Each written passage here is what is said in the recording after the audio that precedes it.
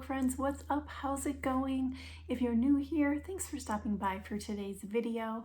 My name is Kat. I like to talk about the romance novels that I read here on my channel. I would love for you to consider subscribing and giving the video a thumbs up. Feel free to peruse around the playlists and the videos. I've had my channel for 2 years now, so I've got a bunch of videos, lots of different authors. Hopefully, once you're done watching this, you'll find another video you'd like to watch, and then consider coming over to my social media, which is Kat Reads Romance. I'm on Facebook, Instagram, and TikTok. I love being in the book community. I have met so many wonderful people, authors, bloggers, just fellow book lovers, and that's really why I started my channel, is to be able to support the authors for the books that I've been reading and give them a voice on this platform and make sure that people who watch YouTube know about these authors as well. Today's video is on the book Lockdown Lust, which is by Dawn Edwards. I adore her books so much. We met, I've done videos on all of them. We met in TL Swan's group, in her reader group, the Swan Squad, and I was just a sucker for her words. Lockdown Lust is part of her Bookworm Beauties series. I did a video on the first book in the series, which is Blurred Boundaries, and now this is Lockdown Lust. Lockdown Lust is about Cassy and Dylan. Cassy, we met previously in Blurred Boundaries. I really liked Cassy right away. I love the way Dawn writes female friendships and female characters in general. There's always something that makes it easy to connect to them. And I found that with her previous series as well. Cassy is a writer. She is a romance writer, which the apple doesn't fall far from the tree with Dawn, right? And so, of course, I loved her. She is strong, independent. We know from the previous book that she was traveling kind of around the world and by herself at times. And Lockdown Lust, she has traveled to London, where she is going to meet with some people in the publishing world. She's there by herself. She has rented, is that the right word? An Airbnb to stay in, because she's going to be there for a while. And going by the title of the book, the pandemic hits, and all of a sudden she's at a loss because the person that owns the condo that she has through Airbnb is coming back and wants her to leave because they need to stay in their house. This is the first book that I have read that's been kind of about the pandemic. It is part of it. It is not all of it. It plays an important role in why Cassy's there, why Dylan has to come back. All of that typical foundation that this story is built on is about that. There are some other little tidbits in there about how they can't go out and things that are very organic to what we are living right now. The way Dawn writes about the pandemic is very true to what is going on. 2 years ago, this book wouldn't have even crossed our minds, right? This situation wouldn't have even crossed our minds. And yet here we are. And it really made me take pause because I was at home in my house, in my surroundings. And yes, I had to stay home. We all had to stay home. And I knew that out in the world, there were people that were traveling that all of a sudden had to find their way home quickly because countries were shutting down and flights, and you didn't want to be around people and all of that. But it really made me take pause about Cassy and Dylan, the way Dawn writes it. And I was like, oh my God, I knew it was going on, that people were going to have to leave, but Cassy's Australian. And she's trying to then get home to Australia, and she's having trouble. There's no flights. Her embassy, the book takes place in England, they're in London. The Australian embassy is having trouble finding a flight for her. She's trying to get home. She wants to go home. She's nervous. And then on the flip side, Dylan, who is a famous actor, his show gets shut down. And where were they filming? Maybe Scotland? I don't remember exactly where they were filming, but his show gets shut down and he has to fly home. The whole cast and crew had to. And having a little personal connection to that, my husband works in the film industry and the TV industry. And they like within 2 days were like done, like we're stopping filming, like everyone go home. And there were actors and people that work on my husband's show that are not from Chicago and all of a sudden had to find their way home. And it tapped into the emotional part of, I was so glad that that wasn't my situation, that my whole family was able to just like drive home. I really felt a deeper level of empathy for Cassy and Dylan in the book. Because let's be real, our lives changed like on a dime, and I felt like Dawn wrote that really well. So Cassy is stuck in London. Dylan has to come back. That's his house, well, his condo. And she's like, I can't leave. Like, where do you want me to go? They're both in this kind of precarious situation because that's Dylan's house. He doesn't want somebody in his house, like he wants them to leave. And yet she has nowhere to go. There's not a hotel to go to. There's nothing. And how kind of scary would that be? She's a young woman and she doesn't know who this guy is. He's a successful actor and very well known. And that has, of course, fame has its double-edged sword. He wants to go home to his home and now there's a stranger there that he doesn't know. That brings up a whole bunch of issues. Dylan has trust issues to begin with, and having a stranger in his space is really hard for him, understandably.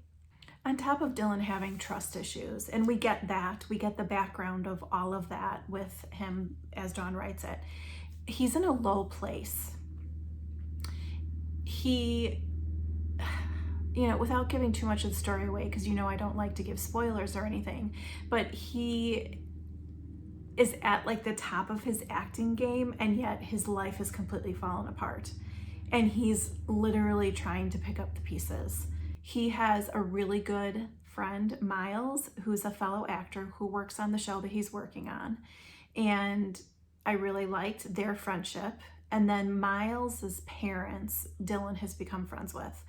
That's kind of it. That's his whole circle.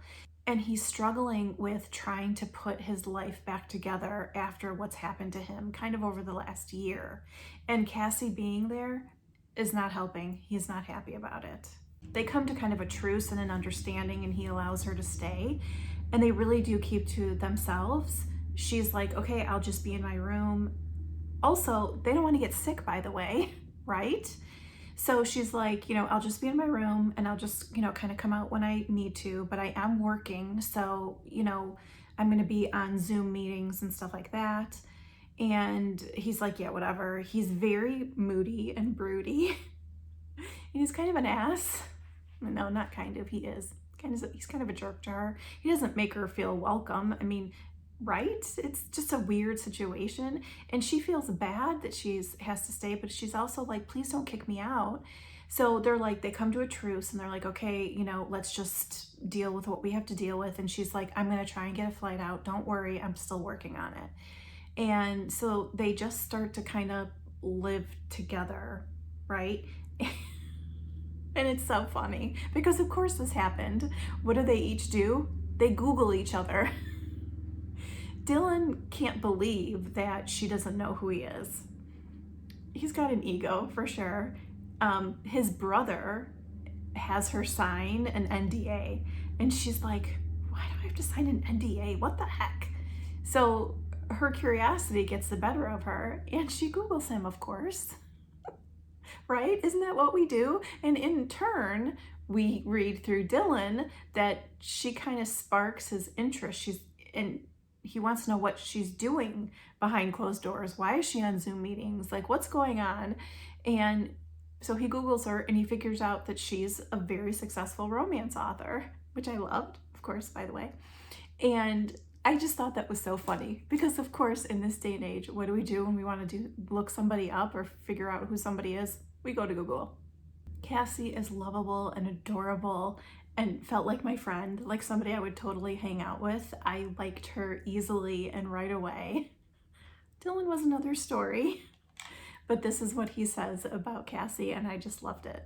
I needed to get a handle on the situation. I was meant to be pissed at her, but she was like the sassy ray of sunshine, her warmth catching and sexy as F. Because of course, she's a beautiful young woman. And she's trying to go about her everyday routine. And so he walks out of his bedroom one morning and she's in the living room doing yoga. And he's like, you know, because she's pretty and, you know, he's a guy and, you know, they develop a routine and start to learn things about each other. Cassy's just kind of trying to be a good house guest, and Dylan is just annoyed at life. But the thing was about Dylan, because Dawn gives us his backstory, I couldn't help but feel and have a soft spot for him. I understood why he was acting the way he was. He was kind of taking things out on Cassy, and I didn't like that. But boy, did she not let him get far with that. She stood up to him immediately, and he liked that. It was easy for me to see why he was so guarded, but also I felt sad for him in that regard. This is what Cassy says about him.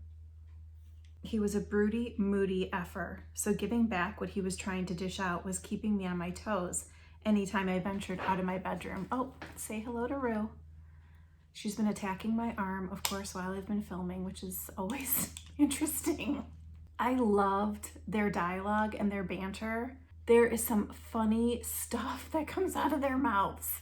And then there's these times where Dylan is just like such a guy and he's horny and he is attracted to her almost instantaneously. And Cassy's not blind. Dylan's a total hottie, but she doesn't want to deal with his moods, you know? She's not gonna let him being smoking hot in the way of him treating her like shit and being rude to her, you know? So that kind of tension, I felt like Dawn wrote really well, and I laughed, I giggled, I fanned myself. There was a lot that I really liked about it.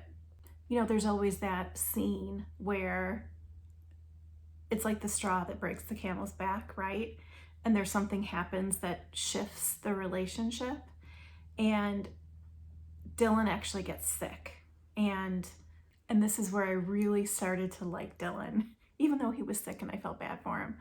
He says this: I'd learned a lot about her from her conversations, mainly that she loved her parents dearly, even if they flustered her with their protectiveness. She absolutely adored her friends and really enjoyed her job and connecting with her readers. I also noticed that she didn't seem to be talking to any guys, at least not in the common areas or when I was awake. She didn't take herself too seriously, which was evident through her humor that came out in her conversations. Above all, she was compassionate.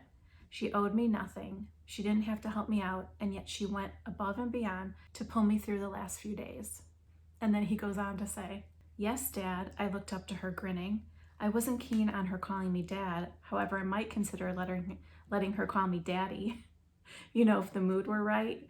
She turned and walked out of my flat that had always just been for me, my personal retreat from the world, the one place I could be myself and not have to put on the mask the public expected from me. Yet she was basically still a stranger, and not only had I let her stay, but I'd also invited her into my room, let her take care of me, and if I was being truthful with myself, which was something I tried to avoid at all costs, I didn't mind her being here. In fact, I didn't want her to leave, not even to go get me medication I needed around the corner. How was I going to deal when she got on a plane and flew the complete opposite side of the world? It was likely I'd never see her past tomorrow, and it scared me that I cared. When Dylan started to show his, well, no, because we knew about it. When Dylan started to like let his guard down with her, okay, he was really swoony. I liked him a lot. And he goes on to say, I admired how much she worked and how her career was important to her. I never realized it before, but but successful, driven women were extremely sexy. The fact that she could rely on herself and didn't need anyone else was both a turn-on and a reality check. She was far from the easy I was used to, that trying to win her over was going to be challenging and a huge reward should I succeed in putting in the work. And I was like, yes, put in the work. He ends up following her on social media. He buys her book and reads it. And I was like, oh my God. And then he says, and I was surprised at how fast it sucked me in. And I was like, oh, because she's amazing. Like, dude, get with it. Their banter was flirty and sexy.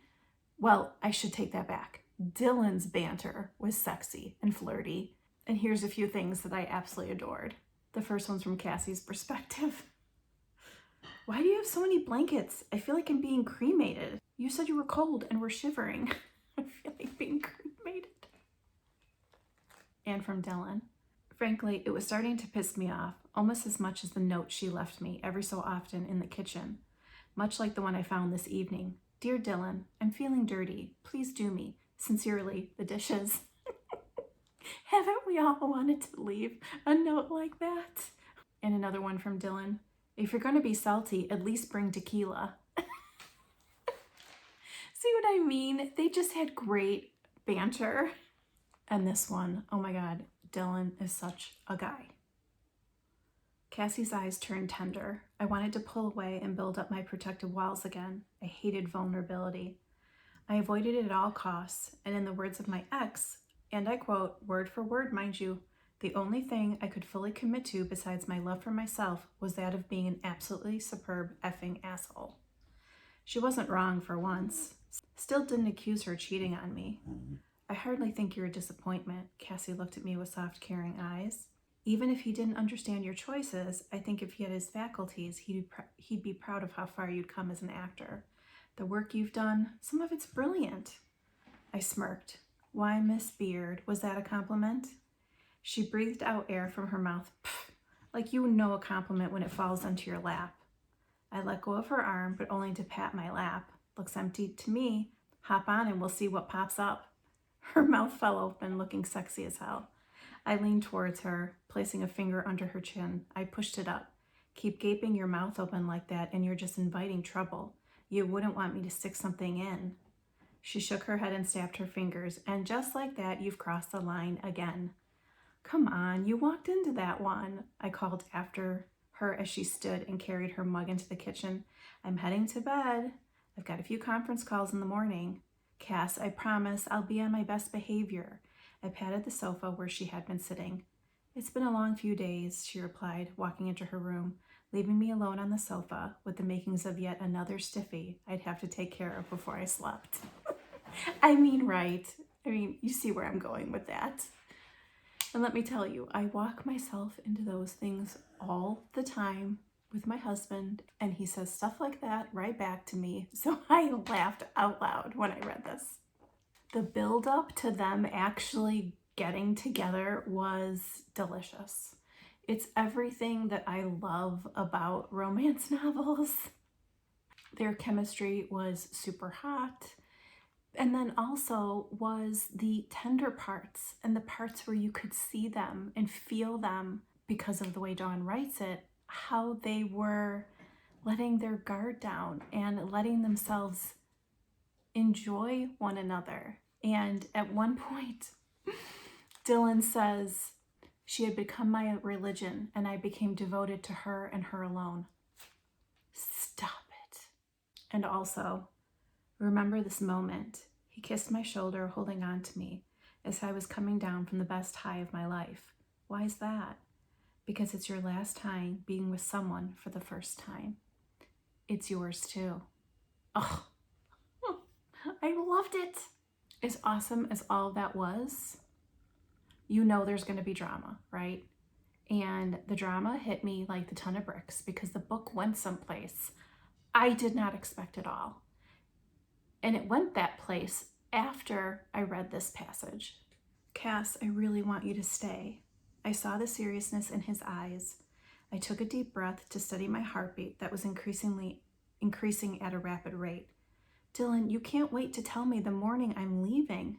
I didn't, he hissed out. I effing told you last week and nearly every day since.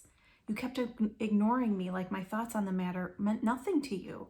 But I guess that's it, right, isn't it? I need to go home. Right now? Dylan, the world is in chaos at the moment. Europe especially. I'm in a foreign country without anyone, no family or friends.